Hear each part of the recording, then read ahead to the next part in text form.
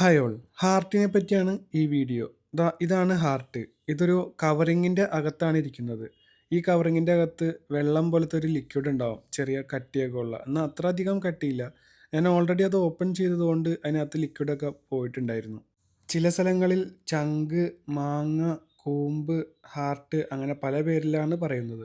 ഇതിനകത്ത് full blood ആയിരിക്കും. ഇത് പൊതുവെ ഫാറ്റ് കുറഞ്ഞൊരു കന്നുകാലിയുടെ ഹാർട്ടാണ്. ഇത് വേറൊരു കന്നുകാലിയുടെ ഹാർട്ടാണ്. ഇതിനകത്ത് കുറച്ചുകൂടി ഫാറ്റ് കൂടുതലാണ്.